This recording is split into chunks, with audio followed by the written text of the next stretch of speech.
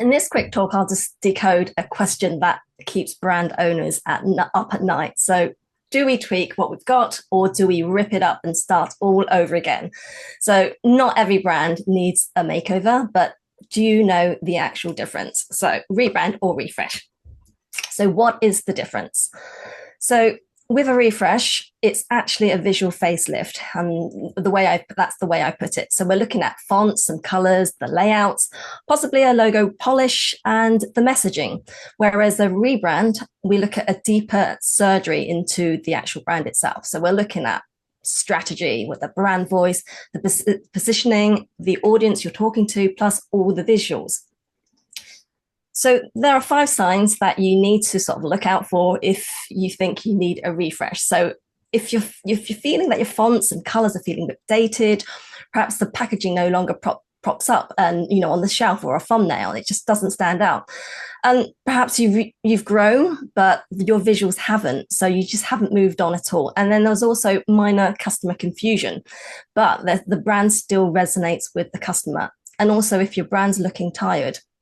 So it's time to look at a refresh if you can tick two or more of these boxes. So when it comes to rebranding, there's five signs that you might need a rebrand when your message is no longer matches what you actually do. So perhaps your audience or offer has shifted as well, and your mission and values have evolved. Often mergers can happen as well, pivots, and perhaps there's a big expansion on the horizon that's coming up as well. And then also the current brand activity you're doing at the moment, perhaps that probably is turning customers away. So you need to sort of look at that and consider a rebrand if these actually resonate with you. So here's a 3-step practical framework I've put together to help you. So the first step is to diagnose. So what is really broken? Is it the visuals or is it the brand strategy? Then decide if your strategy is solid. So if it is, then you'll just need a refresh and rebrand if it's not, but then deploy. So set a budget, a timeline, and stakeholders. Even a small change doesn't mean small effort. You just need to plan properly. So I'm going to take you through a few examples. These are real world examples. So Jenny's Splendid Ice Creams, you've probably heard of. It's an American ice cream company. I don't think we have that in the UK actually. But it's made of high quality ingredients and there's a focus on community and sustainability. So there were quite a few things with Jenny's refresh. So firstly, the logo. It's not that different. It's just bit of a tweak actually, but the logo was really subtle. So they just changed the apostrophe to move in between the I and the S. The actual font itself is still handwritten, the color's the same, and they've kind of expanded it slightly like on width, but you wouldn't probably actually notice on packaging, and customers certainly wouldn't, but it is a refresh after all. And then the packaging was also refreshed. So on the left, we've got the old packaging. The logo is actually really small at the base, and the fonts actually look a bit dated. I know that there's a set of flavors as well, but with the new packaging, they've made it more clean, and modern. And the actual logo is quite big on the packaging, as well as the focus on showcasing the ice cream flavors. There is one thing, they actually did have to address some setbacks. So if you probably would know or not know, but they had to look at some strategy in terms of regaining customer trust, because they did lose a lot of that trust when they had food safety issues like listeria recalls. So rebranding can positively impact a brand's image, especially when done well, obviously after a setback as well. So rebranding is not a one-time event, but also an ongoing process of refreshing and adapting the brand to maintain its relevance and appeal. I move on to Pringle.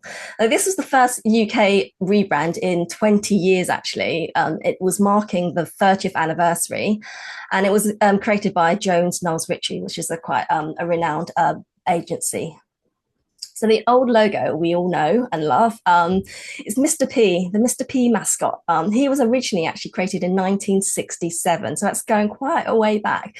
But the new logo, they've refreshed it to have it really simplified.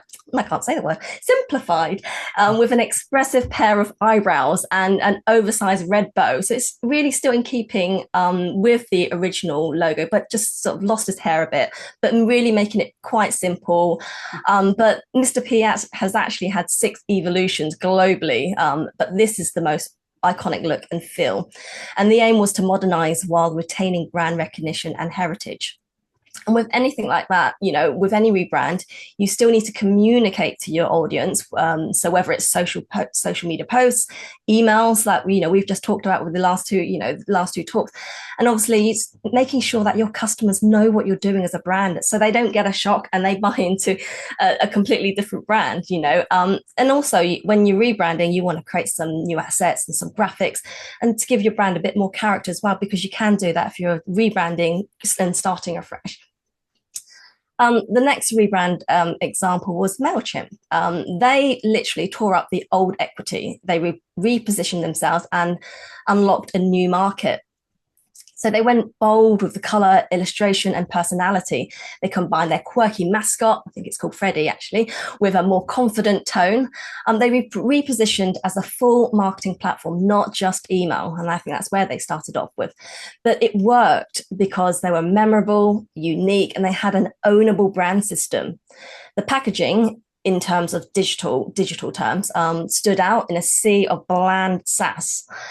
And it also stayed true to their values while expanding their offer. So I just wanted to show a quick timeline as well, sourced from Future. But this brand, they revisited their logo actually every 3 years. And it's something I do tell brands to do, is to review your brand every few years, whether the market's changed or evolved somehow. You just need to sort of keep looking at it, maybe refreshing as well. So that's something to bear in mind. If you've had a brand or a product or something you've had for the last 5 years, maybe it's looking outdated. So that's something to bear in mind. So it's not total reinvention, it's a confident evolution that keeps what matters. Okay, brands do go wrong. And with this example, Tropicana, while trying to modernize the brand, they didn't respect one of the most important branding rules of any company should consider. And that is the product identification and recognition by the consumer.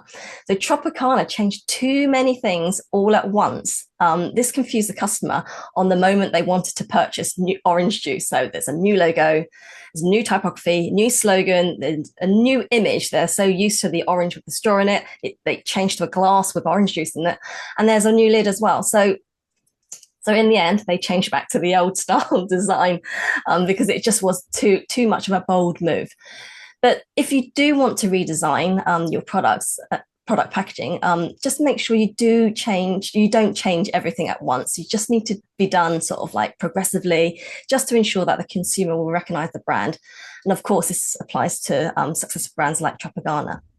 But anyway, if your brand and product are not doing well, then a total rebrand could be a good solution to save your product from the market. Okay, so how does it impact packaging? Here's an example of Oatly. So over the last 30 years, so in 1994, they launched. They were basic, functional, forgettable, and just selling oat milk, really. By 2012, they refreshed. So there's a bit of a new palette. There was a clearer layout, but still playing it safe, really. And so last year they did a full rebrand. They were confident. They had a confident tone of voice. They had bold designs, messaging all over the pack. They didn't just sell a product. They built a movement. The packaging isn't just decoration, it's communication. So a refresh makes you what you've got to work harder. But, when you rebrand, it reframes the conversation completely. But always test in real context. Will it stand out on the shelf? Be ready, is it readable as a thumbnail online, when people are going through the website? And does it create a moment during unboxing, whether it comes through the post, is that going to create some sort of a reaction? Because packaging that just looks good isn't enough. It has to work. So if your brand no longer fits, don't patch it, just rethink it. And finally, end with a gut check. Are you evolving or reinventing? Do your customers still recognize you in that? Do they care? Are your visuals aligned with your strategy, not just trends? Make sure your packaging works in real life? Is it going to work on a shelf, on the screen, or when it's being unboxed? And ask yourself, are we building a brand equity or burning it? Because branding isn't just what they see, it's what they remember. So thank you. You can find out more about branding and my things that I do on the website to help clients with brands and products at Rebrand. You scan the QR code, or you can email me on kitty@rebranddesign. But that's me. Thank you.